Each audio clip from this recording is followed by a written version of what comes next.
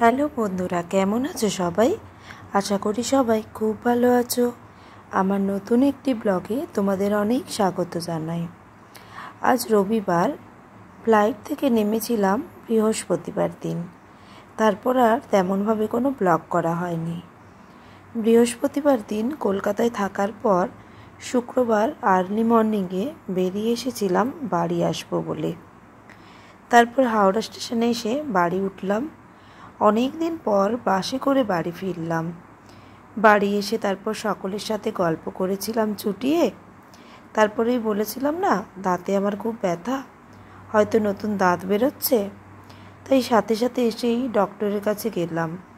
এবার বলল মাড়িতে ইনফেকশন হয়েছে, কিছু মেডিসিনও দিল, ওটাই এখন খাচ্ছি। তারপর মায়ের সাথে সন্ধ্যেতে বাজারে গিয়েছিলাম। আমার সবথেকে ছোটোবেলার বন্ধুটি আমার সাথে দেখা করতে এসেছিল, বাট তার ছেলে এতটাই কান্নাকাটি করছিল যে সে আমার সাথে 5 মিনিটও আর কথা বলার সময় পায়নি। দেখা যাক, আমি যদি কন্যাকুমারী ফিরে যাওয়ার আগে একবার সময় পাই, তাহলে আমি একবার ওদের বাড়ি থেকে নয় ঘুরে আসব। তারপর শনিবারে উঠেই একটু ছাদে গেলাম। শুক্রবার একদম আর সময় পাইনি, তাছাড়া ভীষণ টায়ার্ডও ছিলাম। তারপর নিজের একটু কাজ সেরে আজ রবিবার শ্বশুরবাড়ি যাওয়ার কথা, তাই বৌদি একটু রান্না করে দিচ্ছে। 2 দিন এসে আর ওখানে যেতে পারিনি, একটুও সময় পাইনি, তাই আজ একদম দেখা হবে ওদের সাথে। আমার ভাইজি মহিষাদলে আবৃত্তি ক্লাসে গিয়েছে, ও এলেই আমরা বেরোবো। সব থেকে ভালোবাসা পেয়েছি ওই পুচকেটার কাছ থেকে। এত দিন পর আমায় পেয়ে 1 সেকেন্ডের জন্য চোখের আড়াল হতে দিচ্ছে না আমায়, তাই ওকেও সাথে নিয়ে যাচ্ছি। কিছু কাজ বাকি আছে এখনও, তাই দেখা করেই বিকেলে চলে আসবো। পৌঁছে তো গিয়েছি শ্বশুর বাড়িতে, কিন্তু একজনের ভয় তো বাড়িতে ঢুকতেই পারছি না, তাই বাইরে বাইরেই ঘুরছি। আসলে ছোটোবেলা থেকে কোনো দিন অভ্যেস ছিল না বলে ভীষণ ভয় পাই। তারপরে মামনি বলছে জিমিকে রুমের মধ্যে বেঁধে রেখেছে, তোমরা ভেতরে এসো, কোনো ভয় নেই।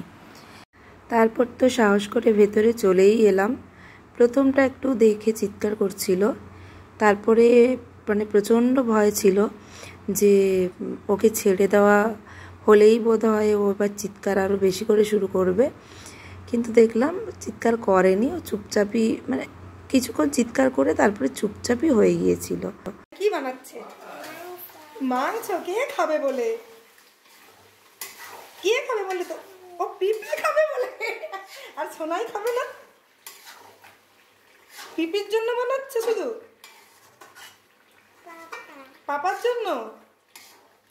তারপর দুপুরে খাওয়া দাওয়ার পর বিকেল অবধি সবাই মিলে গল্প করছিলাম বাড়ি যাওয়ার আগে, তাই একবার ছাদে এলাম। পরে একদিন তোমাদেরকে আমার 2 বাড়ি ঘুরিয়ে দেখাবো। আজকের ব্লগটা তাহলে এ পর্যন্তই থাক। ব্লগটা কেমন লাগলো আমায় জানিও। ফেসবুক থেকে দেখলে আমার পেজটা ফলো করো, ইউটিউব থেকে দেখলে আমার চ্যানেলটা সাবস্ক্রাইব করো। সবাই খুব ভালো থেকো, সুস্থ থেকো, সাবধানে থেকো। আর আমার গলার অবস্থা কদিন ধরে একদমই ভালো নয়, এটা প্লিজ একটু মানিয়ে নিও, কারণ আমার ওখানে খুবই গরম।